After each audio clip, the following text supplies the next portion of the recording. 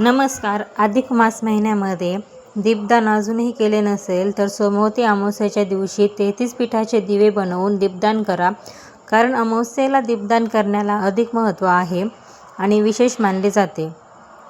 एवढेच नाही तर घरामध्ये पाच ठिकाणी असे दिवे लावल्याने 7 पिढ्यांचे दारिद्र्य नष्ट होऊन अनेक पापे नष्ट होतात, असे आपल्या शिवपुराणामध्ये म्हटले आहे. पण हे 33 दिवे कोणत्या पिठापासून बनवायचे, ती 5 विशेष ठिकाणे कोणती जिथे ते 5 दिवे लावायचे आहेत, आणि या सोमवती अमावस्येच्या दिवशी दीपदान करताना कोणत्या चुका टाळाव्यात, हे सगळं आपण ह्या व्हिडिओमधून बघणार आहोत. अधिक महिन्याचे महत्त्व तुम्हाला सांगायलाच नको. आपल्या सगळ्यांना माहीत आहे की भगवान श्री हरी विष्णूंना असणारा हा महिना अत्यंत प्रिय आहे. अधिक मासाला पुरुषोत्तम मास अत्यंत प्रिय मानले जाते. या काळात केलेल्या भक्तीचे आणि दानाचे फळ इतर महिन्याच्या पटीने जास्त मिळते. त्यातही दीपदान हे सर्वात श्रेष्ठ दान मानले गेले आहेत. अधिक मासात 33 कोटी देवतेंचे वास्तव्य पृथ्वीवर असते असे मानले जाते. म्हणून या महिन्यामध्ये 33 या संख्येला विशेष महत्त्व आहे. बघा, शुद्ध आणि वैद्य एकादशी पौर्णिमा हे तर दिवस होऊन गेलेले आहेत, तर अमावस्या महिन्याच्या शेवटचा दिवस व्यतिप्त आणि वेद भरती योग असणारा दिवस. शक्यतो सायंकाळी प्रदोष काळात दीपदान करावे. दिवे कुठे लावावे याबाबत शास्त्रात काही मुख्य ठिकाणे सांगितले आहे. ती कोणती आपण बघू. देवघर, आपल्या कुलदेवतेसमोर किंवा विष्णू लक्ष्मी समोर लावावा दिवा. अंगणात असलेल्या तुळशीसमोर दिवा लावणे अत्यंत शुभ मानले जाते. नदीकाठी वाहत्या पाण्यात केल्याने पितृदोष निवारण होते. मंदिर, आपण मंदिरामध्ये सुद्धा दिवा लावू शकतो. शिव मंदिर, विष्णू मंदिर किंवा इतर कोणत्याही सार्वजनिक मंदिरामध्ये दीपदान करावे.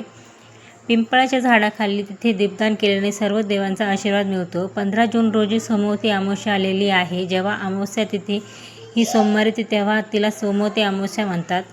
या सोमवती अमावस्येच्या दिवशी अधिक महिन्याची समाप्ती होणार आहे. या सोमवतीचा प्रारंभ 14 जूनला दुपारी 12:20 चालू होणार आहे आणि 15 जूनला सकाळी 8:24 संपणार आहे. अमावस्या ही 15 जून रोजी साजरी होणार आहे. आपल्या हिंदू धर्माच्या दृष्टीने हा दिवस अत्यंत खास असणार आहे. सोमवती अमावस्येच्या दिवशी भगवान शिव आणि देवी पार्वती, भगवान श्री विष्णू आणि पूर्वजांची पूजा केल्याने सुख समृद्धी प्राप्त होते, अशी धार्मिक मान्यता आहे. आणि भगवान शिव आणि देवी पार्वती हे पृथ्वी तलावर जागृत असतात. म्हणून सोमवती अमावस्येला विशेष अशी शिव पार्वतीची पूजा करतात. तसेच या दिवशी विवाहित स्त्रिया आपल्या पतीच्या दीर्घ आयुष्यासाठी आणि कुटुंबात सुख समृद्धी नांदावी म्हणून उपवास करतात. या दिवशी पिंपळाच्या झाडाची पूजा केली जाते आणि त्याला प्रदक्षिणासुद्धा घातल्या जातात. या सोमवती अमावस्येच्या दिवशी नदीमध्ये स्नान केल्याने, अनेक दान केल्याने अनेक पापांचे शालन होते. तुम्ही काही नाही केलं तरी चालेल, पण घरामध्ये अशा एका ठिकाणी दिवा लावा जिथं लावल्याने तुमच्या घरात अखंड लक्ष्मी नांदेल. अमावस्येच्या दिवशी असा दिवा लावल्याने आपल्या आयुष्यातील अंधार दूर होईल. आपल्या जीवनातील सर्व अडचणी, संकटे दूर होतात. तर हा दिवा सकाळी लावणार असताना तर 9:30च्या आत तुम्हाला हा दिवा प्रज्वलित करायचा आहे. जर तुम्हाला सकाळी वेळ नसेल तर सायंकाळी 6 वाजता आणि 9:30च्या आत असा दिवा तुम्हाला तुमच्या देवघरामध्ये लावायचा आहे. अमावस्येच्या दिवशी पिठाच्या दिवाला दान करण्याला अनन्यसाधारण महत्त्व आहे. एवढेच नाही तर हे दीपदान आपल्या घरातच 5 ठिकाणी केल्याने अनेक जन्माचे पाप नष्ट होऊन अखंड लक्ष्मी घरामध्ये निवास करते. एवढेच नाही तर आपल्याला 33 कोटी देवी देवता आपल्याकडे आहेत. सगळ्यात आधी समजून घेऊया 33 दिवे अमावस्येला का दिवे लावावे. प्रकाश सदैव घरामध्ये राहतो. अंधकार दूर करणे. दिवा हा तेजाचा प्रतीक आहे. अधिक मासात जो मनुष्य दीपदान करतो त्याला मृत्यूनंतर यमलोकाची यातना सोसावी लागत नाही. 33 या अंकात अत्यंत पवित्र स्थान दिले गेले आहे, कारण ते 33 दिवे म्हणजे 33 कोटी देवी देवतांचे प्रतीक मानले जाते. बघा, हा उपाय करताना प्रथम ब्रह्ममुहूर्तावरती उठून आंघोळ पाण्यामध्ये काळी तीळ टाकून आंघोळ करायची. तुम्ही हा उपाय संध्याकाळी करणार असाल तर हातपाय स्वच्छ धुवून पूजा करायची. त्यानंतर आपल्या देवाची हळदी आणि केसरची पेस्ट बनवून सर्व देवी देवतांना अभिषेक घालायचा आहे. त्यानंतर गाईच्या तुपाचा दिवा लावायचा आहे. दिवा साक्षात देवापर्यंत पोहोचण्याचं प्रतिनिधित्व करतं.